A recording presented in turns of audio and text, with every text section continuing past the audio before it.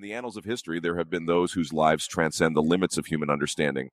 Jesus, the Son of the living God, stands as the quintessential embodiment of this phenomenon. Through his earthly sojourn, he wove a tapestry of miracles that spoke to the doubters, the skeptics, and the seekers of hope. Imagine a world where water turns into wine, where the blind regain their sight with a mere touch, and where the lame leap with joy. These miracles were not mere tricks. They were revelations of divine truth. They affirmed that this humble figure, though veiled in the guise of an ordinary man, was the incarnate Son of the Almighty, sent to earth to bear the weight of humanity's salvation upon his shoulders. In the span of a mere 33 years, Jesus cradled within his being a power that shook the foundations of the natural order. He shattered our expectations, bridging the gap between the mortal and the divine. His purpose was etched into ancient texts, a prophesied Messiah who would descend from the heavens to illuminate our lives with love and redemption. The Gospels stand as our guiding light, narrating 11 miracles that echo through the ages. But let us not be confined by numbers, for the grace of his touch extended far beyond what can be captured on parchment. Let us step back in time, into a world where the impossible becomes reality, and witness the miracles that transform lives, hearts, and the course of human history. It was a wedding in the town of Cana, a joyful occasion where families and friends gathered to celebrate love and union. In this quaint setting, Jesus, along with his disciples, graced the festivities.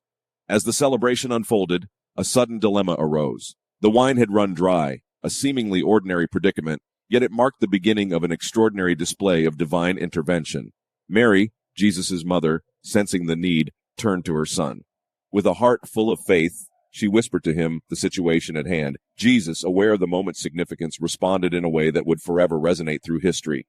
He directed the servants to fill 6 stone water jars, typically used for ceremonial washing, with water. These were not mere containers. They were vessels of transformation awaiting their purpose. With a simple command, Jesus instructed the servants to draw from the jars and present the liquid to the master of the feast. And in that moment, the ordinary became extraordinary. The water, once clear and common, had undergone a metamorphosis.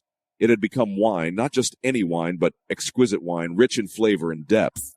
This miracle, witnessed by the servants, the master of the feast, and those around, revealed more than just the conversion of water to wine. It symbolized Jesus' divine authority over the elements, his ability to bring forth abundance from scarcity. It was a manifestation of his grace and his desire to bring joy to life's celebrations. In the city of Capernaum, a nobleman's son lay gravely ill. The despair of a father's heart was matched only by his unyielding faith in the rumors of a miracle worker named Jesus. Hearing that Jesus had returned to Cana in Galilee from Judea, the nobleman embarked on a journey to find the one who held the power to heal. Upon reaching Jesus, the nobleman pleaded for his son's life, beseeching him to come to Capernaum and heal his ailing child. Jesus, ever aware of the depth of need and the sincerity of faith, responded in a way that transcended the limitations of time and space. With a command that reverberated through the ages, Jesus assured the nobleman that his son would live. It was a statement that defied the boundaries of physical proximity, a healing touch spoken from afar. Filled with trust, the nobleman departed for home. As he made his way back, his servants met him on the road, bearing the news that his son's fever had subsided at the very hour when Jesus had declared his healing intention. In this miracle, we witness not only the healing of a nobleman's son, but the mending of a father's broken heart and the restoration of faith that reaches beyond what the eyes can see. It's a reminder that distance is no obstacle to the touch of Jesus' grace, and faith bridges the gap between the temporal and the eternal. It was a day much like any other, yet it marked a pivotal point in the life of a paralyzed man at the pool of Bethesda. In the heart of Jerusalem lay a pool with 5 porticos, surrounded by the afflicted, the broken, and the desperate.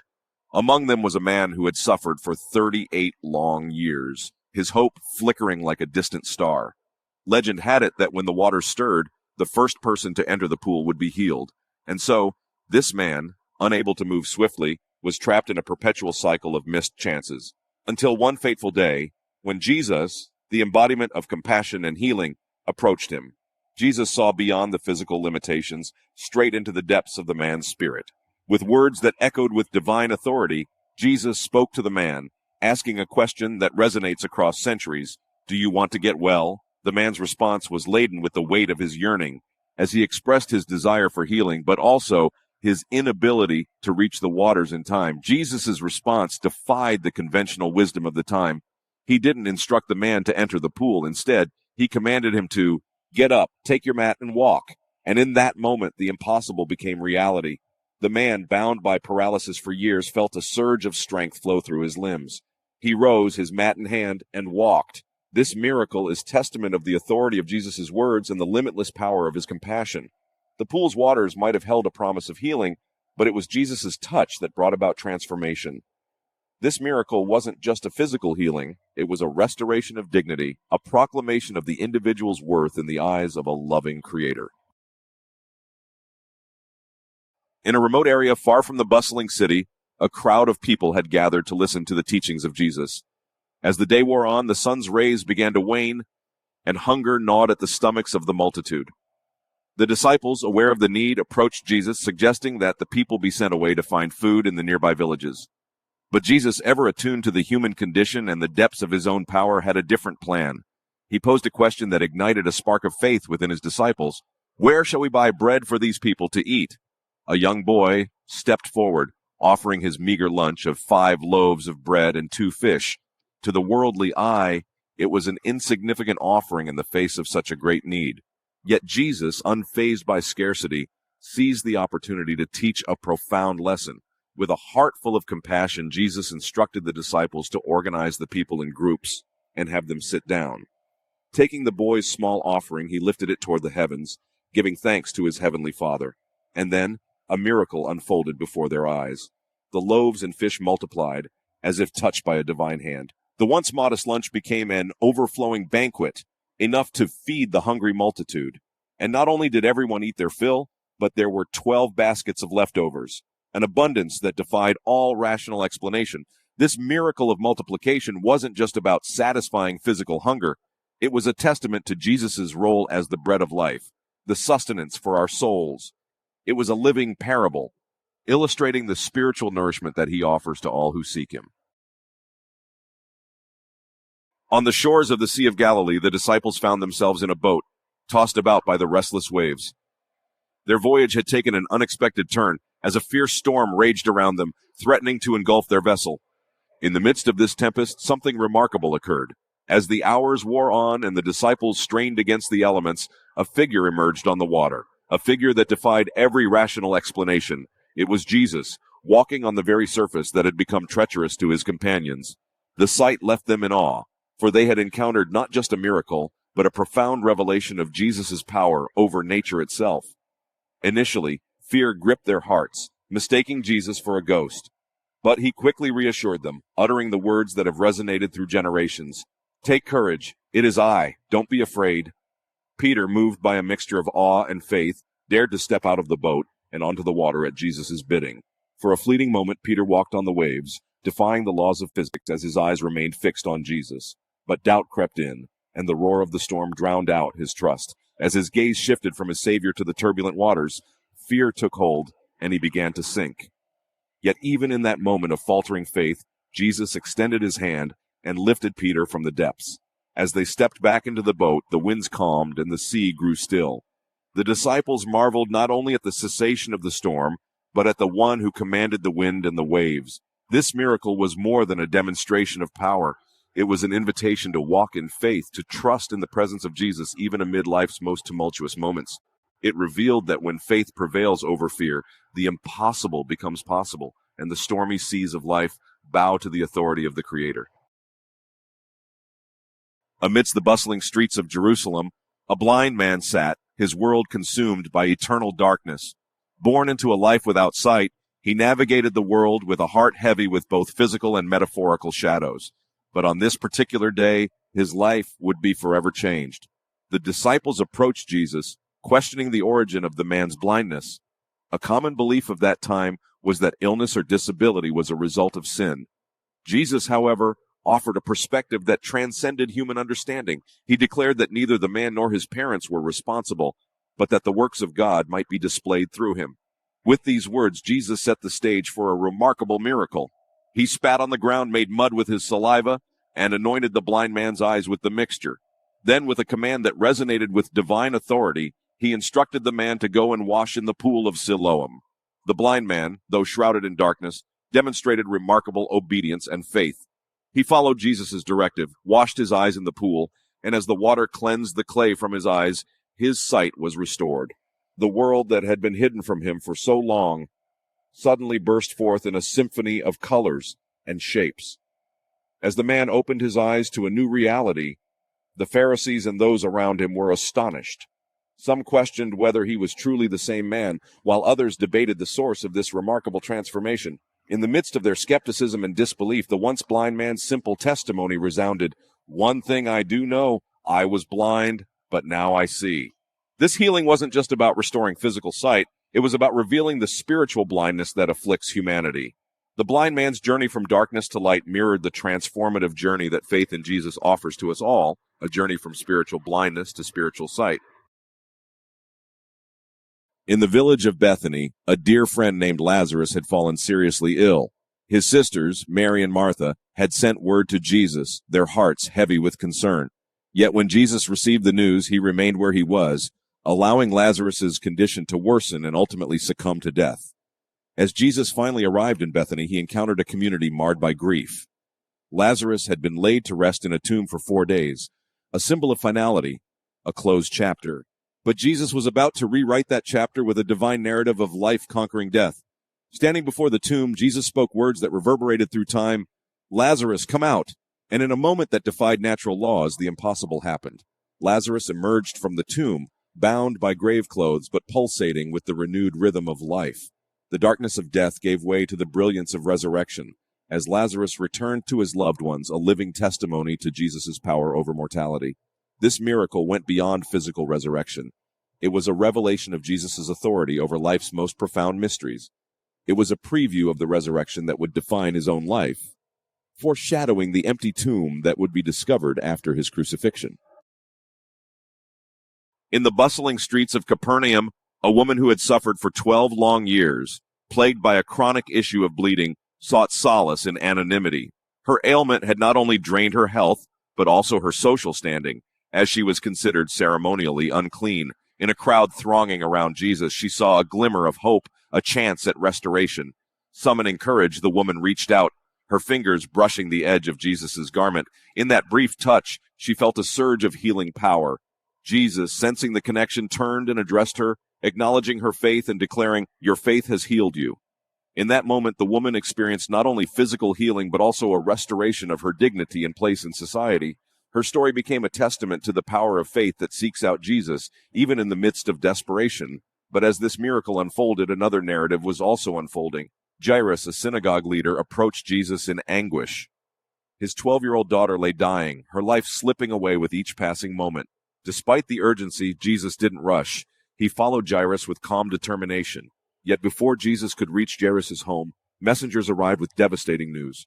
The young girl had already died. The mourners had gathered. The air was heavy with grief, and the reality seemed irreversible. Yet Jesus, undeterred by death's grip, stepped into the house, taking with him only the girl's parents and a few disciples. With a simple command, "Talitha cum," little girl, I say to you, arise, Jesus shattered the silence of death. The girl's eyes fluttered open, and she rose from her deathbed, alive and well. Her return to life, like that of Lazarus, was a glimpse into the resurrection power that Jesus held. These intertwined stories reveal not just Jesus' healing touch, but his mastery over life and death itself. In healing the woman, Jesus illustrated his compassion for the broken and marginalized, while in raising Jairus' daughter, he demonstrated his authority over the very fabric of existence. In a world where words weave the fabric of connection, there existed a man who was both deaf and mute. He lived in a realm of silence, unable to hear the melodies of life or speak his thoughts and desires. It was a life marked by isolation, a condition that denied him the simplest human interactions. But then, Jesus, the one who embraced humanity's brokenness, entered the scene. The man's friends brought him to Jesus, beseeching him to heal their companion. Their actions spoke of faith that transcended words, a faith that believed in Jesus' power to restore what was lost. Jesus, attuned to the depths of human need, led the man away from the crowd. He looked into his eyes, recognizing not just the physical affliction, but the longing for connection and understanding. And with a touch that echoed with the divine, Jesus reached out and touched the man's ears and tongue. In that sacred instant, the deaf heard, and the mute spoke. The world that had been shrouded in silence was suddenly alive with sounds, the rustling of leaves, the laughter of children, the murmur of voices, and from the once silent lips came words of praise, gratitude, and astonishment. This miracle wasn't just about restoring the man's physical senses, it was about shattering the barriers that kept him isolated. It was a revelation of Jesus' power to heal not only bodies, but also souls, to restore not just the physical, but also the relational aspects of life. In the time of Jesus, leprosy was not just a physical affliction. It was a condition that carried deep social stigma. Lepers were considered unclean, forced to live on the fringes of society, away from their families and communities. But within this marginalized group, there were individuals who carried a spark of hope. As Jesus traveled through villages, his reputation preceded him. News of his miracles and his compassionate heart reached even the ears of the lepers. In their desperation, they cried out, "Jesus, Master, have pity on us." They recognized in Jesus the potential for transformation, a hope that their lives could be restored. Jesus, moved by their plea, did not recoil from their condition. Instead, he embraced their need, their pain, and their humanity. He looked into the eyes of the lepers, saw beyond their disfigurement, and responded with words that carried a divine touch. "Go, show yourselves to the priests." In obedience to his command, the lepers embarked on a journey of faith. Along the way, their healing unfolded. Their bodies, once marred by disease, were cleansed, and they became whole once more. In this miracle, we see more than just physical restoration. We witness the restoration of dignity, acceptance, and belonging. This healing wasn't just about erasing the visible signs of leprosy. It was about erasing the invisible barriers that isolated these individuals from their communities. Through this miracle, Jesus shattered the walls of societal rejection and demonstrated his heart for the marginalized. In the midst of bustling towns and remote villages, Jesus encountered individuals whose lives were ensnared by forces beyond the natural world, demons that held them captive. These possessions weren't just about physical ailment, they were manifestations of a deeper spiritual struggle, a battle for the very soul of the afflicted. In one such encounter, Jesus encountered a man in the region of the Gadarenes who was possessed by a multitude of demons. Living among the tombs, tormented and isolated, he embodied the extremity of spiritual oppression. With a mere command, Jesus cast out the demons, restoring the man to sanity and freedom. In another instance, a father approached Jesus with desperation in his eyes. His son was possessed by a spirit that sought to destroy him, throwing him into fits and endangering his life. Despite the disciples' initial attempts to cast out the demon, they were unsuccessful. But Jesus, with a touch that echoed with divine authority, expelled the unclean spirit, restoring the boy to wholeness. These encounters reveal Jesus' power over the forces of darkness. With a word, a touch, or a mere presence, he shattered the chains that bound individuals to malevolent spirits. These moments weren't just about healing, they were about liberation from the grip of evil, from torment, and from the fear that paralyzes. As we reflect on these events, we're reminded that Jesus' miracles extended beyond the physical realm. They exposed the reality of spiritual warfare and unveiled Jesus as the ultimate victor. These moments speak of a Savior who came not only to heal bodies but to rescue souls, to release captives from the clutches of darkness.